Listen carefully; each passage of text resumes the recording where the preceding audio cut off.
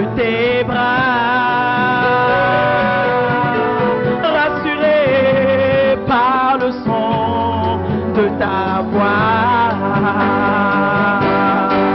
Je me blottis dans le creux de tes bras, Yahweh, rassuré par le son de ta voix. Nous t'élevons ce matin, Yahweh, nous t'élevons ce matin. Reçois la gloire ce matin, reçois l'honneur ce matin, papa. Nous sommes dans ce soir, reçois la magnificence, ce matin, nous t'invitons ce matin, nous t'invitons à nous assister ce matin, nous t'invitons ce matin, Esprit de Dieu. Merveilleux, tu es merveilleux, wonderful, mon âme t'adore, Seigneur.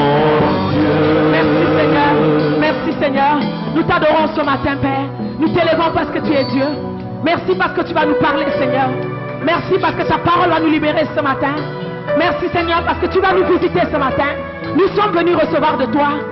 Saint-Esprit de Dieu, qui suis-je, Seigneur? Que je sois totalement rabaissé et que toi seul tu sois élevé, Seigneur. Jean-Baptiste a dit, voilà l'agneau de Dieu qui ôte le péché du monde. Que les regards soient braqués sur toi aujourd'hui, agneau de Dieu. Je te donne toute la gloire, je te donne toute la seigneurie ce matin. Et j'exalte ton nom. Acclamons pour le Seigneur. Acclamons pour le roi des rois. Alléluia. Alléluia. Gloire à Jésus. Allons dans Jean chapitre 14. Croyez en Dieu et croyez en moi. Il y a plusieurs demeures dans la maison de mon Père. Et si cela n'était pas, je vous l'aurais dit, je vais vous préparer une place. Et lorsque je m'en serai allé et que je vous aurai préparé une place, je reviendrai et je vous prendrai avec moi. Afin que là où je suis, vous y soyez aussi. Vous savez où je vais et vous en savez le chemin. Jésus lui dit au verset 6, « Je suis le chemin, la vérité et la vie. Nul ne vient au Père que par moi. » Il dit que votre cœur ne se trouble point. Croyez en Dieu et croyez en moi.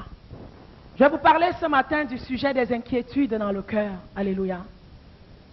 Nous vivons dans un monde aujourd'hui où toutes sortes d'événements, toutes sortes de circonstances défient notre foi, nous posent à nous poser des questions, nous amènent des fois dans les incertitudes. Aujourd'hui, plus que jamais, notre foi est ébranlée. Notre confiance envers le Seigneur est touchée à cause de tout ce que nous voyons. Souvent, la situation a l'air tellement immense, tellement grande, que c'est difficile de voir comment le Seigneur va faire pour nous enlever de là, n'est-ce pas? Souvent, tu traverses une situation, tu te demandes comment est-ce que je vais faire pour m'en retirer. Mais le Seigneur, ce matin, veut que tu l'expérimentes comme un Dieu bon. Tu l'expérimentes comme un Dieu d'amour. Vous savez, le peuple de Dieu, nos patriarches, les prophètes dans la parole, ont appris à connaître Dieu. La révélation des noms de Dieu leur a été donnée à travers tous les moments difficiles qu'ils ont traversés, à travers les crises qu'ils ont traversées. C'est là où Dieu s'est révélé à eux. Et Dieu leur a donné une nouvelle révélation de qui il était. La nature de Dieu est tellement immense. Son amour est tellement immense. Comment pouvons-nous comprendre qu'un Dieu si grand a pu nous aimer? Même lorsque nous ne sommes pas des fois dans le chemin de l'obéissance, mais il nous aime pareil. Parce que c'est dans sa nature de nous aimer. C'est son caractère de nous aimer. Alors je veux ce matin que tu reçoives la révélation de Dieu comme un Dieu bon, comme un Dieu grand, parce que c'est ce qu'il est. Et dans les moments de difficulté que tu traverses, cette révélation de cette bonté vont t'aider à tenir. Je veux ce matin que tu découvres toute cette semaine la bonté et la grandeur de Dieu. Vous savez, des fois, il y a beaucoup de choses que nous sommes tellement occupés à être spiritualisés dans beaucoup de choses qui sont bonnes. Des fois, lorsque les moments difficiles arrivent, notre premier réflexe, c'est je vais prendre un jour de jeûne, 2 jours de jeûne, 40 jours de jeûne, s'enfermer, louer Dieu, prier, intercéder, intercéder, intercéder. C'est très bien, amen.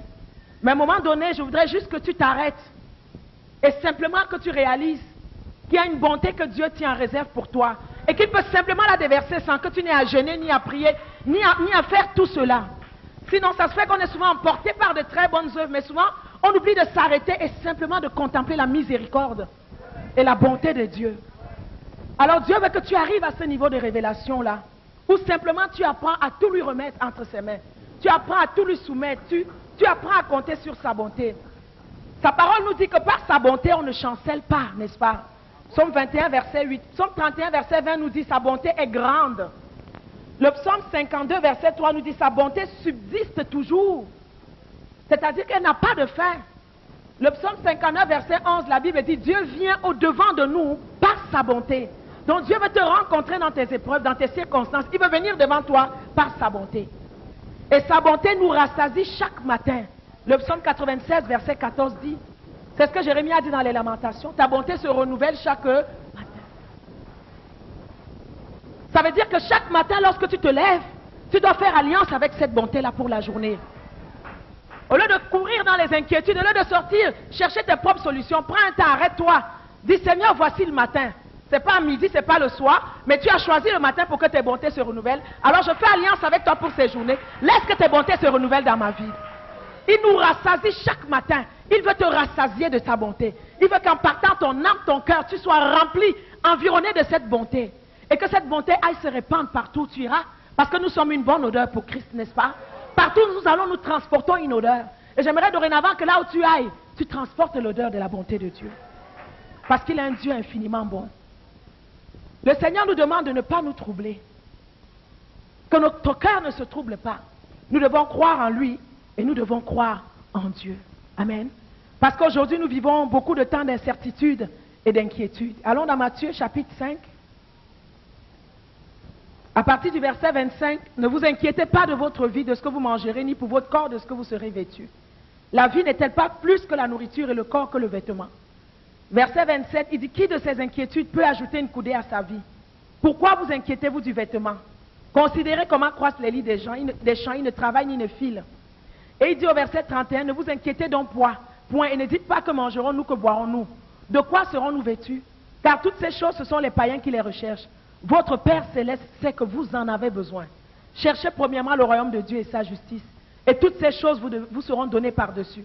Ne vous inquiétez donc pas du lendemain, car le lendemain aura soin de lui-même. À chaque jour suffit sa peine. Bien-aimé, c'est le temps où tu fasses un travail dans ton cœur, où tu fasses un travail dans ton âme, afin d'enlever les inquiétudes. Amen. Afin d'enlever les inquiétudes. Si nous allons dans Lamentation, chapitre 3, c'était mon texte de base ce matin. Nous voyons toutes les lamentations que le prophète a eues par rapport à toutes les souffrances qu'il avait traversées. Je ne vais pas les relire à partir du verset 3.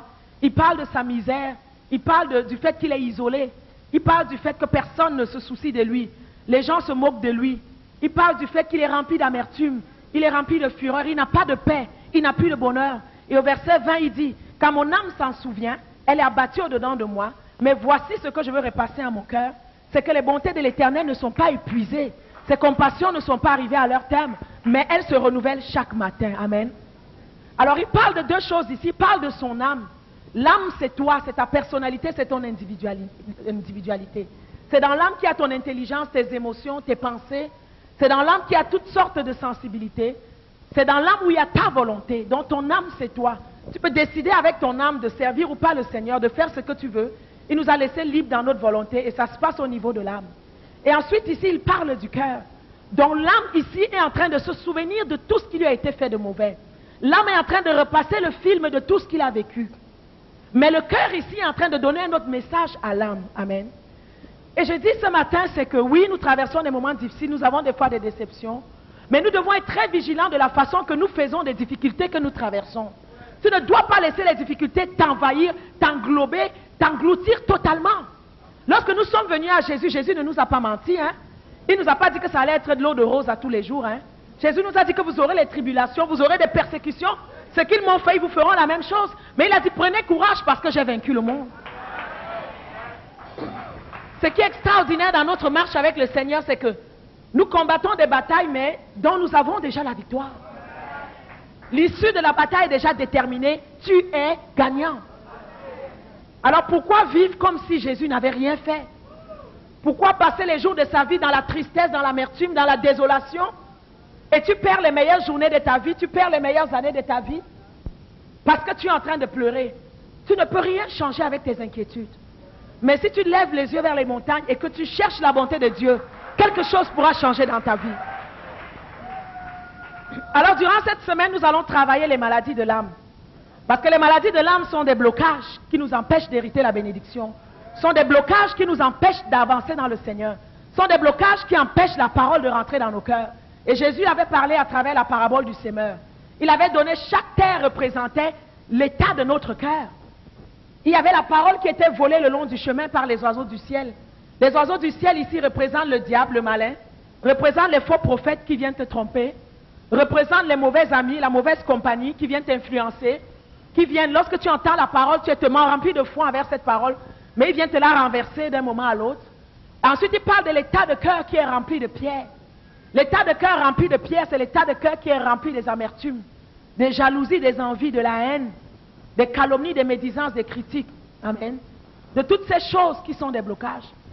Et il parle de la terre remplie des épines, ce sont les plaisirs de la vie, les soucis de la vie, la richesse, la fraude, l'escroquerie, le vol. Et ensuite, il parle de la bonne terre. C'est le message que Dieu m'a donné pour vous cette semaine. Parce que si ces choses ne sont pas traitées dans nos cœurs, ça ne sert à rien de faire semblant. Tu auras beau crier le plus gros alléluia à l'église là, mais ton cœur même est en train de dire assieds-toi menteur. Ton cœur est en train de dire moi j'ai besoin de la vie, toi tu es en train de m'étouffer. Mais si tu fais le ménage en toi, tu verras ce que le Seigneur va faire. Parce que souvent nous pensons que c'est en demeurant dans la tristesse, dans les amertumes, qu'on est fort. Non. Ce n'est pas en demeurant là-dessus. Souvenez-vous de Jacob. À cause qu'il a cru que son fils Joseph n'était pas là. La Bible nous dit qu'il avait fermé son cœur à Dieu. Il y en a beaucoup aujourd'hui, à cause de ce qu'ils ont souffert, à cause de ce qu'ils ont traversé, ils ont pressenti comme si Dieu les avait abandonnés. Beaucoup de gens aujourd'hui ont l'amertume dans le cœur parce qu'ils pensent que Dieu n'est plus avec eux. Ils pensent que Dieu les a abandonnés. Ils pensent que le Seigneur n'est pas là. Mais le Seigneur est là. Ça ne sert à rien de fermer ton cœur à la bonté de Dieu. Beaucoup de gens ont fermé leur cœur. Ils ne veulent même pas qu'on les console.